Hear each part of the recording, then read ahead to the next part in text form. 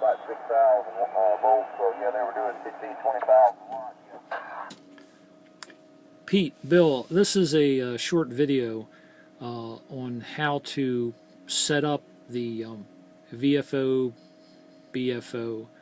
Arduino code that I sent to you guys earlier today, if you choose to build this thing. So I just realized I didn't have any instructions, and instead of typing it all out, I thought I'd just do this short video for you. Okay, what I want to show you is all the controls here, and they're marked on the schematic. And then once you see where the controls are, I want to move in towards the display so you won't actually see me pressing them, but I just wanted to show you what was available. This one here is for upper and lower sideband select.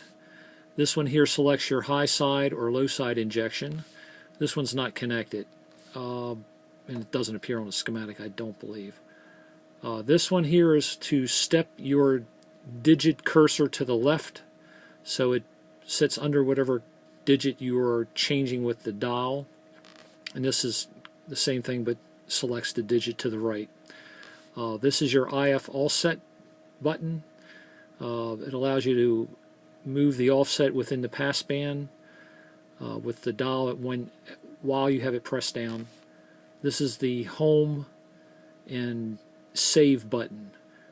If you press it once, it takes you back to the home menu frequency display. If you hold it down for more than about 5 seconds, it will save the current dial frequency you have display into non-volatile memory, so that when you reboot the unit, it will come back to that frequency. This button here is your function button that selects the sub-menus for changing IF offset, crystal trim, brightness, contrast, and probably one or two other things. I can't remember what they are, but we'll cover those. This one is not defined. Okay, so that's a rundown of the controls. And of course you have the actual encoder dial here. And that's also shown on the schematic. So let me zoom into the display so we can see what effect each one of these controls has on it.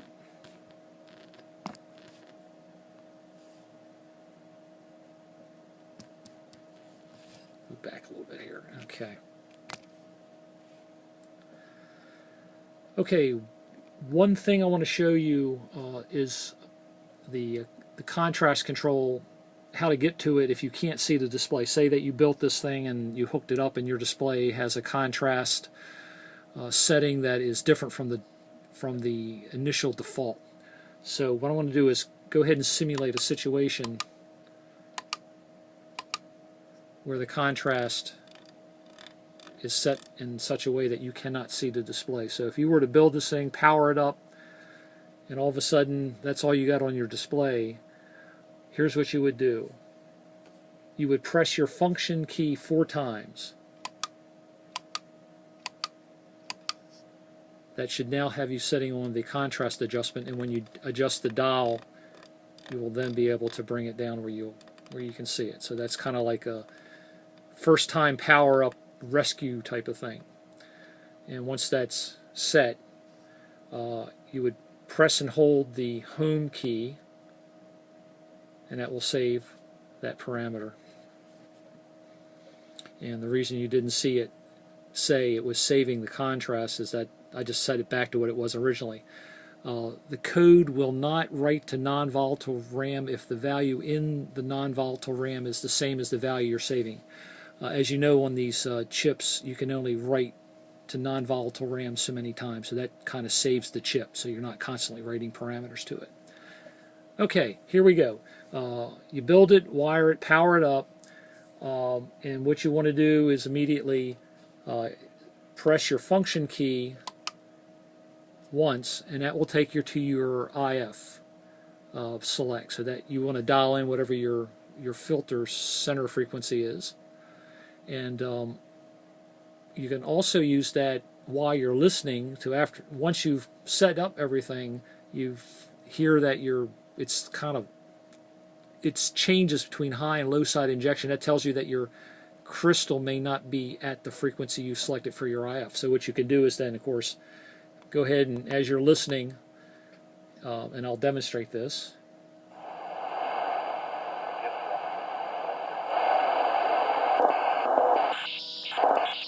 I don't have it on speaking right now, but you could. I don't want to work them, so I don't even care. We can go ahead and step down a couple. So are they on here? I haven't heard them at all. We've been on for a couple hours. You can set your IF where it sounds right to you, and then once it's there, you press and hold the home key, and you can see it's saving IF frequency. Sometimes they're on 47. I know this crystal is set is from the INRAD, and it's probably right on, so I'll put this right back on 9 megahertz exactly. I thought maybe they would join in here, and I just thought I'd come. Well, I can promise you, Ray Lawson's not going to get on. Oops, sorry about that. Okay, so once you've set your IF frequency, after you've worked with it a while, you may notice that when, and Bill, you'll like this to tell you if you're 5 or 6 hertz off for those spectrum police agents.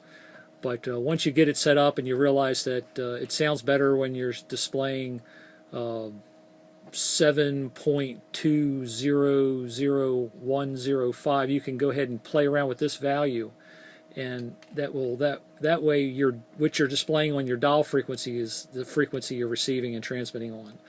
Now this one here isn't you won't hear the results right away until after you've saved the parameter. So I believe this was set to 150. Make sure it was. Yeah. Saving with nothing means there's nothing that's being written at that point. So that's for your crystal trim. That has set you up where your dial is exactly on frequency. And of course you got your brightness control one way, and then of course the other. And that too, if you hit your home key and hold it, it will save the brightness. And hit the function key again. You step through each one of the menu items, and this is your contrast, and we've already covered that one. And I'll show you, I'll just set it to 59, and you'll see that it's, if you hold the home key, saving the contrast. Okay. Now, when you first power it up, if you can see it, you'll see the splash screen come up. And you can see there it's crediting Pete's let's build something. So little marquee there. Okay, so that gives you an idea of how to set this thing up. Not a whole lot of controls. I didn't like a lot of menus. I may expand this later to maybe have a selection of favorite frequencies, because right now it only saves the one. So if you reboot it, it only comes back to whatever you have the dial frequency set to after you've held down the home key. Now, one thing that I programmed into this that I don't use much is this IF offset. And then when you press that, you'll see that the arrow, instead of being under the 0 and 150, now points down to the IF offset, to where you can slide the IF in the passband at this level without actually changing it in the default setting in the parameters. So if you just want to temporarily shift the passband to clean up something going on temporarily, you can change it here and not affect your permanent setting. And once you're done, if you hold the IF offset down and then tap the home key, it will zero it back to where it was. Okay, and let's see if we can get a demonstration of what that sounds like. Go a little more.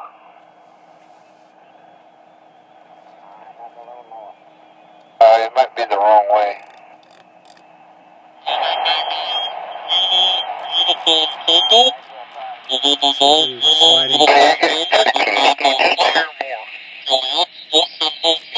If you keep turning it, it loses it completely. Tap the home key, go back to 0, and of course you can go minus. Almost 10 cycles on. I said, oh, let me get back on frequency then try. Yeah, you're close now. And you can see as you're changing the offset, you will see that the VFO and BFO will change accordingly based on the math to do the calculations for the VFO and BFO. Let me go back to 0. Okay, now for obvious the upper sideband and lower sideband switch. just changes, and you can see the VFO and BFO will change. And you'll see upper right USB, LSB, and of course your high side and low side injection. And you'll see that there's the VFO where it's above the received frequency, and now it's below. That would be the low side. In the lower left-hand corner display, you'll see an INJ. It stands for injection low and injection high. And of course your step up and step down buttons just move your arrow to whatever digit you want to change. The leading 0 is suppressed if you're not, after you've come off of it, if it's not necessary. So here you can rapidly go to, say, 14 something. Or you could go all the way to for the spectrum police if you want to shift your frequency by 1s or 10 hertz, 100 hertz, and so on. So let me get back to now this one here. If you can step in the middle too, so you don't have to change the 1 to a 0. Just go down and then back up on 140 meters. Okay, so that's kind of a little overview, and it's not too hard to use. I've been using it now for about 6 months, or let's say since June, so it's not quite 6. But that's what I use to contact you, Bill, on. And when I did the high and low injection on the fly, that's how you heard it there. And let's see, I think we've already covered all the menu items. IF frequency offset. And that's cool too, because if you had plug-in filters, you don't have to go and recompile the code. You just plug the new crystal filter in and say dial to 11. I had my filters changeable, so I can't it's soldered in. My filter now is soldered in permanently. I can't change it, so if I did, I would have gone to 11 megahertz. Matter of fact, the crystal filter I'm using, I know is not quite on 11, so it's actually 11.1.007. So if I actually could put that crystal in there, that's what I would set it for. But in my case, it's 9. So, and this is real time as you're changing it. You are hearing the results of that. The math is taking place behind the scenes. So if we go back to 9, it should magically, we should hear something, I'm sure. Okay, there's actually no one talking now. And when you hit the home key, you'll go straight back to your frequency setting. And all your cursors are preserved between screens.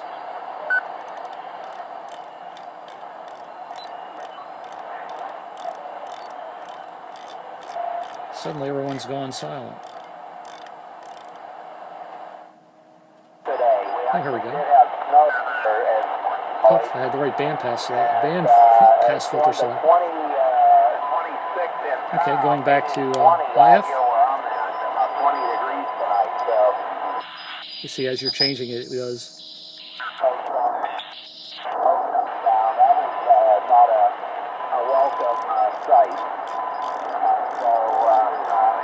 Again, though, it didn't accumulate. It just made things wet. And, there it is. The sun was out. Enjoy. 7-3. We're going to test the vinegar. And obviously, you can't have radios on a boat. So, the best possible ground in salt water is, it does make a difference.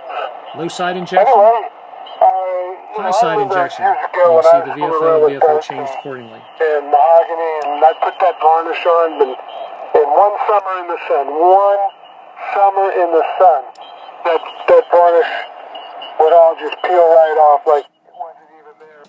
Okay, 7-3. Enjoy.